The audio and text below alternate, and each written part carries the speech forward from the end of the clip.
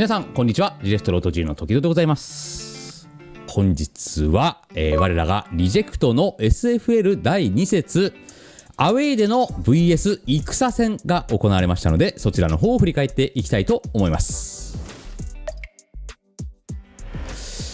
それでは、両チームのオーダーについて振り返っていきましょう。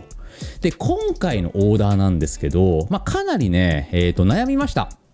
で、前回ゼタ戦で、レシャーがね手痛い敗北を、先方でしてしまったことを受けて、次は、3先で大将で、ぜひとも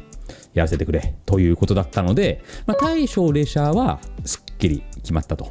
で、フードも、出た方がいいだろう。で、僕か梅さんはかなりギリギリまで、迷わせていただきましたが、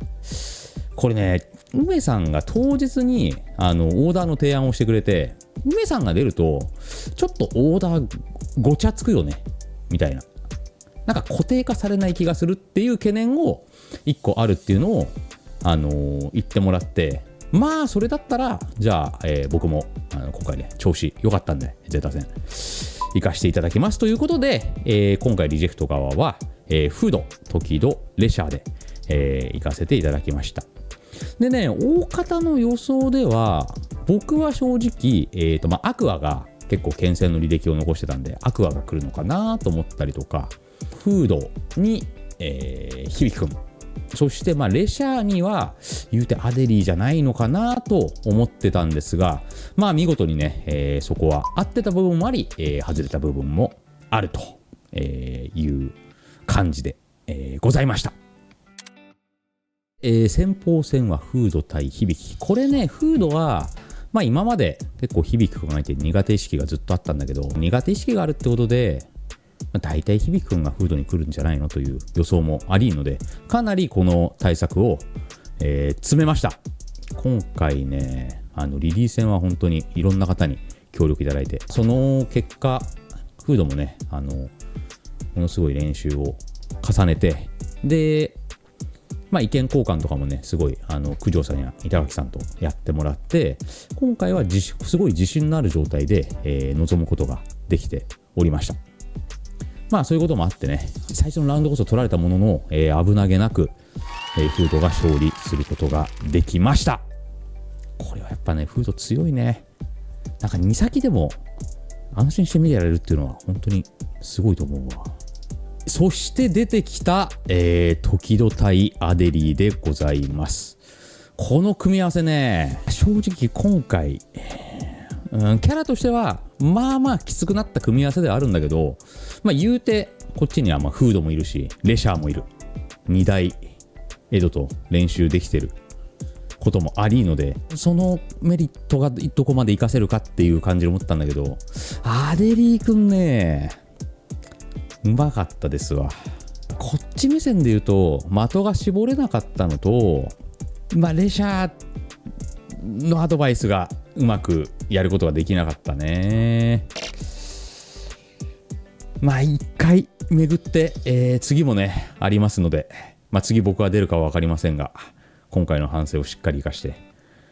やっていきたいと思います。江戸戦はかなり課題だと思ってますので。でもやっぱうまかったっすわ。アデリー君弱点らしい弱点が特になく、ちょっと置きをもうちょっとお仕置きしなきゃいけなかったよね。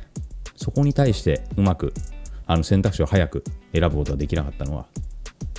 一個反省点かなと思います。はい、乾杯でした。そして出てきた、大将レシャー対アキラでございます。キャミー戦いろんな方に来ていただいて行っていたわけでありますが、一応レシャーとしてはアキラくんが来ることは一応想定してたけど、ちょっと不安の残る組み合わせではあったので、どうかなと思っていたんですが、隣で試合を見てるじゃないですか。左にレシャーなんですよ。で右に梅さん。何回梅さんと顔を見合わせたことか、このレシャーのクオリティの高さに、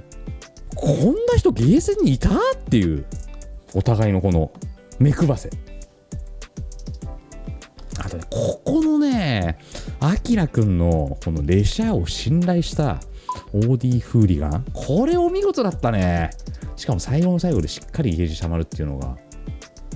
これやっぱ今後のアキラいいところが出たんだよな。いやこれはマジでお見事だった。これとかね、これは思わず梅と顔を見合わせたよね。このプレー、立ち中盤パワーゲイザー。これ立ち回りもね終始優勢ではあったよね。このテリーのね各対策って結構知識が必要なところもあって、そこはね、レシャーがこれも見合わせたよね。ってキャミー戦はミズハが同じ日に、江戸戦が必要だったんですよ。だからこちらは江戸戦、そして僕の JP を差し出すことによってこっちはキャミー戦というリターンを得ることになったの。ミズハは結局江戸とはやってなかったけど、あとミズハだけじゃなくてキャミーはフミさんっていうね、ブレイブルー勢の方にも来てもらったし、あとなんとおすぎベントさんでございます。スト4からやってるねかなり古参の、本当は名古屋というか愛知に住んでる方なんだけど、僕は勘違いして関東済みだと勘違いしてしまって声をかけたことにより、気合の入ったおすぎさんがなんと3日間、東京に泊まり込みに来てくれるという、なんと異例の事態がありまして、おすぎさん本当にありがとうございます。そんなおかげもありまして、レシャー見事勝利でございます。ということで、デイ 2vs 戦戦は30対10で、チームリジェクトの勝利となりました。ありがとうございます。チームメイトありがとう。アデリ強かった。ではね、第2節が終わったので、今節終了時点のディビジョン F の順位をチェックしてみましょうと。我らがリジェクトは60ポイント、単独首位でございます。30点30点を叩き出してね、今んとこ1位なんですが、2位のね、チームが40ポイントで、4チームも並んでいると。で最後の DF も30点あるんでね、まだまだ、予断が許されない状況となっております。次回以降もね気合い入れて頑張っていかなければいけません。はい、ここからはスタッフから今節に関しての質問が届いていますので、そちらに回答していきたいと思います。ワールドウォリアーではアデリー選手に JP を出していましたが、今回はケンの起用でした。これはワールドウォリアーの対戦を踏まえての変更だったのでしょうか。はい、その通りでございます。アデリー選手に JP を出して、やられたので、今回は、ケンを使う運びとなりました。それでもね、ダメだったんですけれども、はい、今回も対戦中にインパクト警戒の声掛けはありましたか。右のおじさんがね、とにかくインパクト言ってくれて頼もしかったですわ。事前の練習でそこだけはお願いしますと。でね、その声かけの効果もあってか、いけるようになってると思います。今声かけがあるうちは少なくとも。なので、次回以降もね、より一層意識を高めて、やっていきたいと思います。よろしくお願いします。はい、結果的に2節連続で梅原選手が出場しない形となりましたが、梅原選手の様子はどうですか。試合に出たがっているなど。試合には、全然出たがってます。でみんなね割と出たがりが多いのかなと思いますね、今回の、リジェクトチーム。今回でも本当にギリギリで、僕が出させてもらう形になりましたけど、僕もねそんな調子よくポンポンと勝てなくということが今回ねはっきりしましたので、次節以降梅原選手の出番大いにあると思いますので、皆様ご期待の方よろしくお願いいたします。出るかもしれませんし出ないかもしれません。ここからは最近のチームメイトの様子を私が皆様にお届けする、本日はレシャーレポートのコーナーとなっております。1週間前に、ゼータ戦があり、そこでね負けてしまったレシャーなんですが、今回はより一層気合が入って、自ら対処を志願。まずレシャーは、今週末に韓国に一応帰ろうかなという予定があったんです。次のね、ストリートファイターリーグまで時間が空くので、で、彼は UFA にも参加しないので、時間があると。なんですが、今回もし負けるようなことがあったら、その、お休みを返上して、ずっと日本で鬼のやり込みを見せるということを宣言していたんですが、見事ね、今回大将明戦を勝った列車はなんと、韓国に戻りギャラクシーフォールド7を購入する予定でございます。おめでとう。はい、ということで、列車船さん今日はねホクホクの様子で、お帰りいただきました。ありがとうございます。でですね、今回ですね、本当に、たくさんの方にお世話になりました。R ムーンこと、リリー使いの九条さん、そして、板垣さん、同じくリリー使いですね。そして、キャミ、水葉、そしてお杉さん、そしてふみさん、そしてさらには、いつものメンバーである流星、さらに、マイのエグトくん、そしてブランカのキングスベガことイッチー、さらにはゆかりさん、本当にね大勢の方に来ていただいてありがとうございました。こんだけ大勢いるとちょっと抜けてる方がいるかもしれない。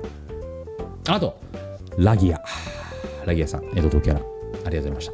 僕もねちょっとやってもらったんですが、次はね勝てるようにしますんで、引き続きよろしくお願いします。 SWC も頑張ってください。次節は2週間後ですね。9月の23日、今度は因縁の相手バレルにホーム、こちらがリジェクトホームでございます。こっちはねいろんな因縁溜まってっから、まずは 2D シーン、そして破壊王、さらにはもちさん、サウジはやられちゃったけど、次は俺行っちゃうかもよ。水さんね今回かなり協力してもらって、水さんも勝って報告だろうけど、次ばっかりは敵でございますので、そこのとこよろしくお願いいたします。で、はい、今、こちらは午前3時を過ぎたところなんですが、朝8時半のフライトなので、もう2時間ほどしたら、羽田の方へ、向かう運びとなります。ここからはしばらくオフランスの Vlog の方が始まるのかなと思います。向こうでね孫さんがいない分しっかりね配信の方等も BNB でできたらなと思いますが、そちらの方も何卒皆様よろしくお願いいたします。それでは本日はこの辺で、また。